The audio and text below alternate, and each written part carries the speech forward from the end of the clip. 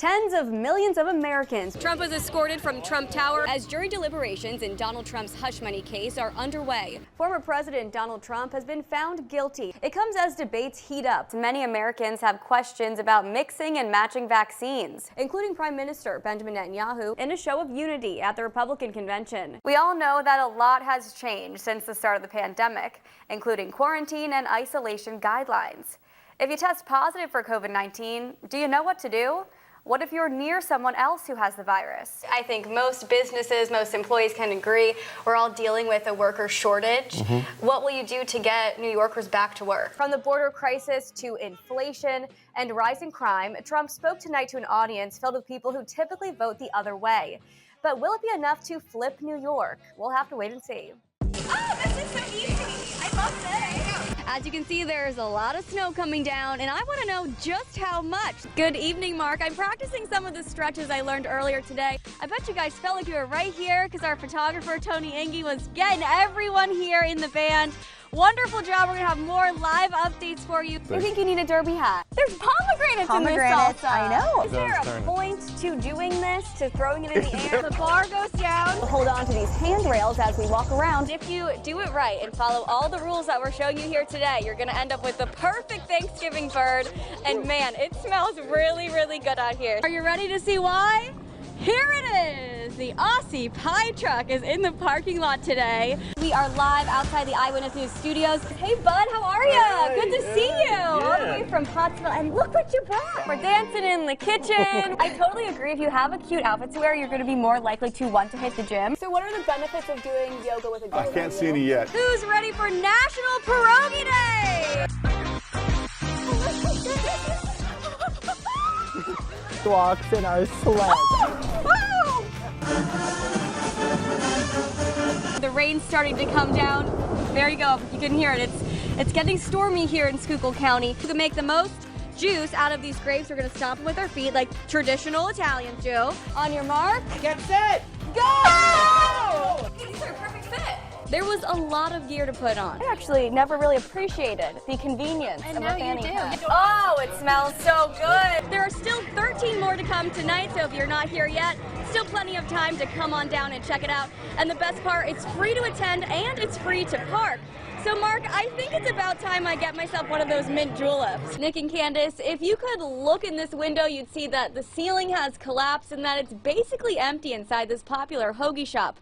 Yet throughout the day, dozens of people pulled into the parking lot, got out of their cars, and tried to open the locked door, not realizing that the shop is closed because of the weather. Wind and rain put award-winning hoagies on hold.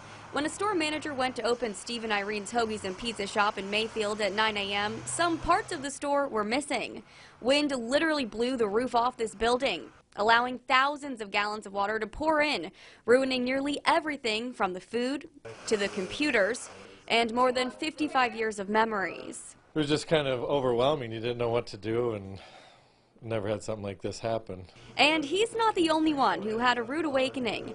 Around 5 a.m., a woman sleeping in her house here on West Pine Street in Dunmore tells me she heard a loud crash and felt the house shake. She looked out the window to find that a tree had fallen on her home. The damage was mostly exterior, so she was able to stay inside. Other places, the damage ripped right through, like here at Lakeland Junior Senior High School. Take a look at its athletic facility. Strong winds ripped the roof off, so much so that the high school's athletic director sent out a district-wide email stating that no one is permitted to use the field house until further notice. All of this makes for a busy day for storm cleanup crews. A lot of roof damages, trees and things such as that. Biggest thing has been the roof's blowing off, a lot of wind last night.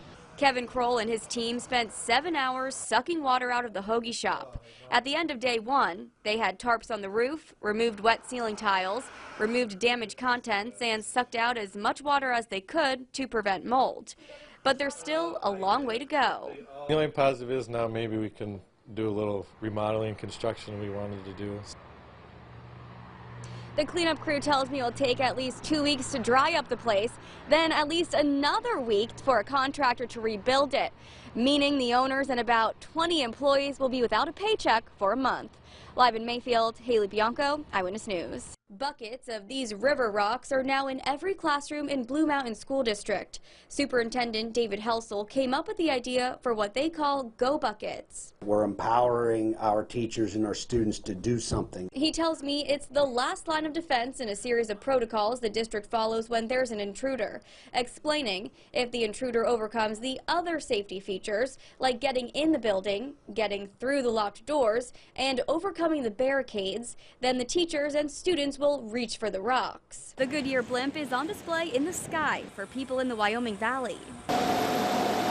It flew into the airport in 40 Fort on Tuesday, sparking an interest in many locals. Well, blimps are my favorite thing that flies. 6-year-old Kevin Bordeaux made his grandpa take him to the airport to see for himself. It's because they have so cool colors on it that I really like. The big white, yellow, and blue blimp is filled with helium. It's the length of a football field and the height of nearly 2 telephone poles. Hopefully bringing some smiles to the customers' faces. While many people watched from the ground, we got a bird's eye view of the valley from the gondola. In flight, it flies like an airplane. When you come in to land, then it becomes a little bit more like a helicopter at that point. It can go up to about 80 miles per hour, but we stayed at about 40 and hung around 1,500 feet in the air. It's a nice, calm, relaxing, peaceful experience. Once up in the air, what surprised me the most is that it feels kind of like a boat rocking back and forth. We were told to hold on to these handrails as we walk around for support. The pilot tells me that sensation is caused by buoyant force as the blimp displaces air, but the term blimp is a little outdated. Goodyear retired the last true blimp last year.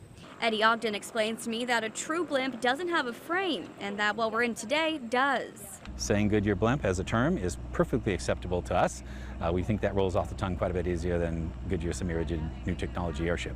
Wingfoot 1 is one of 3 updated blimps in the country. Since 1925, Goodyear blimps have been going from town to town as a way to advertise. In 40 Fort, Haley Bianco, Eyewitness News.